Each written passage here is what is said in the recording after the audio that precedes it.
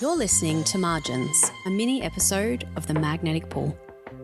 These are off-the-cuff moments pulled from the archives of live workshops, guest features, and Q&As with me, Amy Pearson. These minis are unscripted. They are less polished, but they're still potent. Take only what you need. Let's get into it.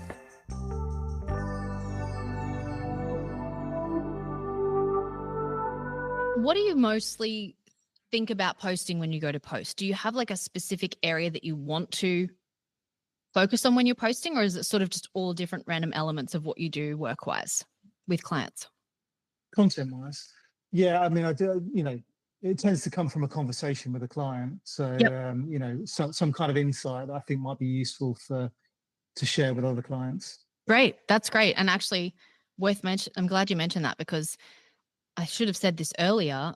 When you're trying to think of content pieces for everyone, like go back to what you've done in the last week or two and actually go to your inbox and search words about things that you talk about a lot or give advice on in your inbox, and go through conversations with old clients or leads and see what they've asked you and literally use their words as the hooks, because that is the thing people are thinking. That's where we get our best content ideas, I think.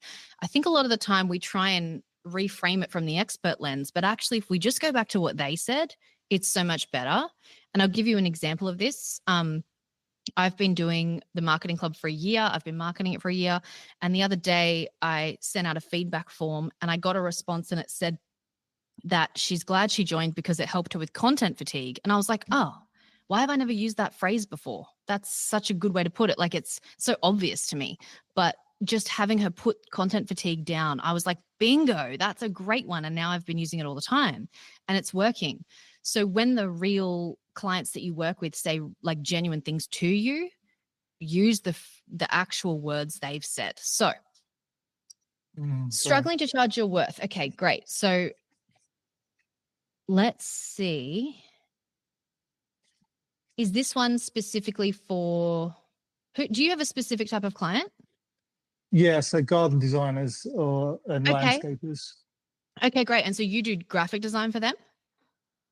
Yeah, branding and websites. Branding websites, great. So sometimes, I try to address them directly in a post, but then, like not always. So this is an example of it's a bit more generic. And have you found that you're only working with these people, or is that your niche that you mostly market That's towards? My niche.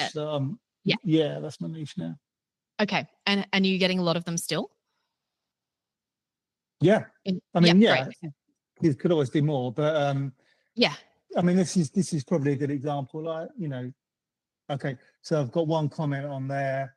That's somebody that I'm working with anyway at the moment, so something great. But it's just like, how do I get more, rinse more of that kind of engagement? Yep. So when you say struggling to charge your worth as a garden designer and landscaper, is that what you mean? Yeah. Okay. So I think a quick example would be putting more relevancy in the bigger text, so that when garden designers and landscapers, and maybe you don't want to write all of those words because it is a lot of words, but something in there that shows exactly what type of client you're speaking to, because at first glance, it could look like you're just speaking to other designers, because even though I can see that you've got a garden illustration here, I think most people probably wouldn't take in that much detail. Yeah. And then exactly like Hayden said, then in the Discover tab, it's small and they see their actual avatar being called out. So like the ADHD thing I mentioned, if something says ADHD, I'm more likely to click on it than if it doesn't have that relevancy trigger in it. So that's sort of one of the ways that the hook is important. And look, it might not change everything for you immediately by doing that, but the more you can add in your ICA into your content, the more you'll start to be it'll be picked up by Meta and you'll start to be noticed by people, right? So if you want to really go hard in that niche, which is great, you've chosen one, I'd be like really pushing that as the key of your content. And so so most clients have no idea what goes into a garden, creating a garden. This is great. And I think having like the word garden be bold or like underlined or something might even just like quick visual cues here that really draw people's eye in, because people scan really everything, especially on socials. I would probably, this part here, to me, these two slides here are the most compelling because you're putting that client in the pain point now. They know that feeling. And this is a great setup, but this part is actually more the pain point. So I think, and I don't like to suggest everyone's always just talking pain points, but I think it is important to have them as well as the desire points. So, whoa, sorry, my tablet sometimes slides across.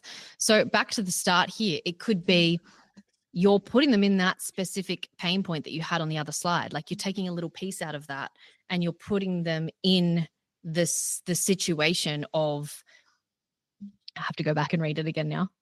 As a garden designer or a landscaper, your clients have no idea how much work goes on behind the scenes, you know, for example. Or I think also we could rephrase this, right? Your worth, because I think people say it too much now. And it doesn't mean it's not true, but I think rather than painting it as charge your worth, we could paint it as make more money. It doesn't have to be in those exact words, but I mean, rather than your worth, it's like you want them to see that you want them to make more money, because I think having to assess them how much they're worth is like a whole convoluted thing that we don't want them to go down. We just want them to realize they're not making enough money and make more by doing this thing. And so you could have like 3 steps to charging more as a landscape designer if you really wanted to simplify it. And then the first slide could be the pain point of what they're doing. They're doing all this work and they're not getting recognized. And then most clients have no idea what goes into this. You know, how that's sort of, you're giving them the juice first so that they keep reading. And then you're taking them to the outcome. Does that help? Yeah, massively. It's funny how you can just get one thing and rework it.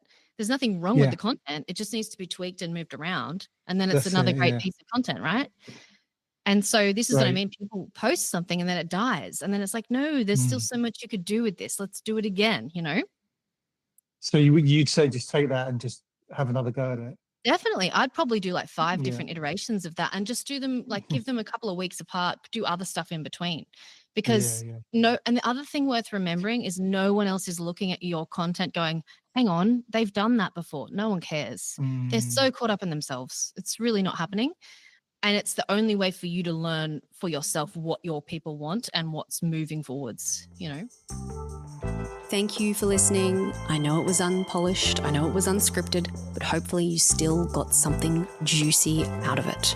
If you're looking for free resources or ways to connect, head to the show notes or Sun Mother Amy on Instagram. I'll see you again next week. Big love.